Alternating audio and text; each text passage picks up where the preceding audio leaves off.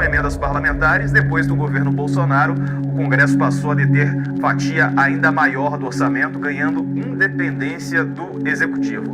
Como exemplo, Haddad atribuiu ao Congresso a dificuldade em desvincular o salário mínimo dos repasses para a saúde e para a educação. Historicamente, ajuste fiscal é sinônimo de supressão de direitos no Brasil.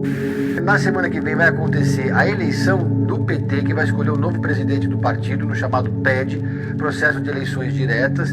E o presidente Lula está esperando acabar essa escolha da nova direção partidária para indicar o Guilherme Boulos como secretário-geral da presidência.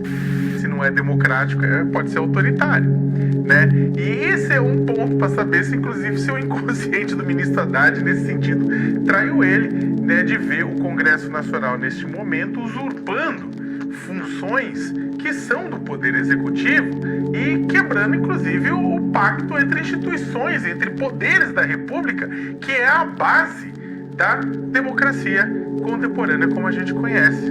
Manifestantes fazem protesto na Avenida Paulista, pedindo o fim da escala de trabalho 6x1. A sociedade está preparada para já mudar esse esquema de escala de trabalho? A política brasileira passou por várias transformações até chegar onde está hoje. Entre 1889 e 1930, o Brasil viveu a chamada República Velha, período em que o coronelismo e o voto de cabresto eram uma prática comum. Os coronéis controlavam em quem seus trabalhadores deviam votar por conta do voto aberto, assim podendo facilmente visualizar o voto de seus empregados. E ai deles se não votassem em quem o patrão mandasse. Outra prática comum era a alternância do poder entre São Paulo, o grande produtor de café, e Minas Gerais, o grande produtor de leite. Essa prática ficou conhecida como política do café com leite. Naquele período, para garantir que as eleições ocorressem conforme seus interesses, políticos das oligarquias paulistas costumavam se reunir com coronéis nas regiões do interior para o controle do voto. E eram poucos aqueles que votavam, já que não era comum ver uma mulher, um analfabeto ou um indígena votando. Isso não era direito deles. A democracia era algo exclusivo só para alguns. E quando eu digo alguns, me refiro a homens alfabetizados, maiores de idade, com renda comprovada e que não fossem serventes na área militar. Estou a aula de vocês dois. Quer mais alguma coisa? Não preciso. Então, meu compadre, nossos amigos de Minas Gerais já receberam o documento enviado. Até o momento eles estão em silêncio. Mas qualquer coisa, eles estão no Congresso sozinhos. Rapaz, pois apoio aqui não falta. E eu já avisei pros caras lá da roça. Se eles não votarem no certo, o negócio vai ficar feio. Olha, eu não gosto desse esquema de vocês dois não, viu? O que falta é humildade e juízo na cabeça de vocês. Quem já se viu? Meu marido, ele tem que mandar no povo que votar. E o compadre César, ele tem que ficar no poder até o segredo do povo. Pois é isso mesmo. A casa onde mora, as roupas que veste e a comida que cozinha. Tudo isso é fruto do meu trabalho.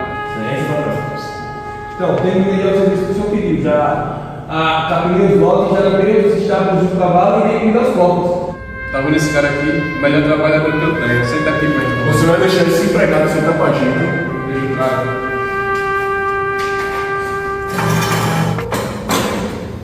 Pois bem, como já sabemos aqui, as eleições estão prestes a começar e eu gostaria que você votasse nesse cara aqui. E se não votar, já sabe o que vai acontecer. Rapaz, patrão, não me leva a mão não, mas eu não vou com a cara desse cidadão não, patrão. Ele rouba dinheiro dos pobres, ele não faz nada dentro do governo, então não tem pra que eu votar nele.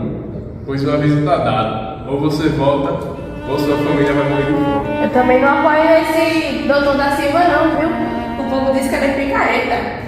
Ele é só mais um picareta entre vários outros. Eu nunca vi um país democrático onde só vota quem está no poder para votar para permanecer no poder. Eu acho que precisam rever o conceito de democracia desse país. Sofia, cale a boca. Você está ficando igual a sua mãe. Meu marido, ela está certa. Muito inteligente, minha filha. Obrigada, mãe. Nesse país, o que precisa é de pessoas como ela. Mas como ela é mulher, ela não pode votar. E sabe quem também não pode votar? Os pobres e os que não sabem ler. E também aqueles que vieram antes de vocês. Não podem votar também. Então, patrão, eu eu vou terminar uns trabalhos que eu tô pra fazer. Que marido corrupto Deus me deu. Eu me pergunto quando o povo de verdade vai poder votar. Certo. A República Velha não era agradável para 90% da população, mas já parou para se perguntar como saímos de um país que excluía a maior parte da população para um país democrático que temos hoje? Um homem surgiu com uma ideia. Ele queria que as coisas fossem diferentes. Em 1930, o povo estava insatisfeito com o governo de Washington Luiz, que era apoiado pelas oligarquias de São Paulo em Minas Gerais. Getúlio se uniu a outros grupos insatisfeitos e criaram um movimento que buscava mudar o sistema político. E assim ocorreu a Revolução de 1930. Getúlio Vargas chegou ao poder não através de uma eleição tradicional, mas sim com o resultado desse movimento, que acabou removendo Washington Luiz do poder. E com Vargas no poder, foram implementadas reformas políticas e econômicas que ajudaram a diminuir o poder oligárquico no Brasil. Mas, então, como ficam as mulheres dentro dessa história toda? Era o que pensava Berta Lutz, fundadora da Federação Brasileira pelo Processo Feminino. Essa federação foi crucial, pois com a união de mulheres para pressionar o governo, para lhe dar o direito que elas merecem, fez com que em 1932 o Código Eleitoral reconhecesse o direito das mulheres ao voto e 2 anos depois foi finalmente oficializado na Constituição, assim fazendo com que todas as mulheres poderiam votar sem nenhum tipo de restrição. O Brasil finalmente estava indo para frente, mas em 1937 começou uma nova era, conhecida como o Estado Novo.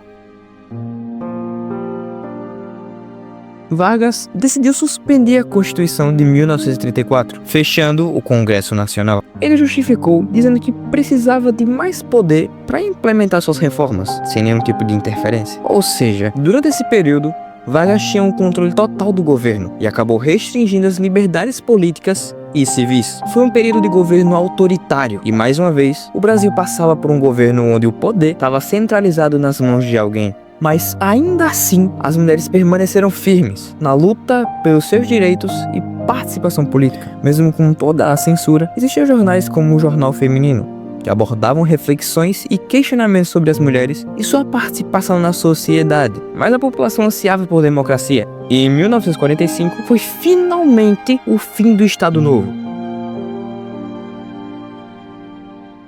Getúlio Vargas foi disposto, e a partir de então, as mulheres, aos poucos, foram ganhando seu espaço na política. Em 1995, parlamentares mulheres criaram a bancada feminina no Congresso Nacional. Em 2003, foi criada a Secretaria Especial de Políticas para as Mulheres. Em 2006, surgiu a Maria da Penha, graças à pressão dos movimentos feministas e de toda a organização política das mulheres. Mas, mesmo com todos esses avanços sociais, a presença das mulheres nos espaços de poder ainda era baixa em 2009, onde as mulheres ocupavam menos de 10% das cadeiras na Câmara dos Deputados. Desde a República Velha, em que a maior parte da população é excluída das decisões políticas, até o atual sistema democrático, percorremos um longo e complexo caminho. Nesse processo, as mulheres protagonizaram uma luta constante por direitos, visibilidade e representatividade. Movimentos liderados por figuras como Berta Lutz foram essenciais para que o voto feminino fosse conquistado. Apesar das vitórias alcançadas, o cenário atual ainda revela desigualdades profundas. A democracia brasileira continua sendo construída e só será completa quando garantir o espaço, a voz e o poder para todos, especialmente para aqueles que historicamente foram silenciados.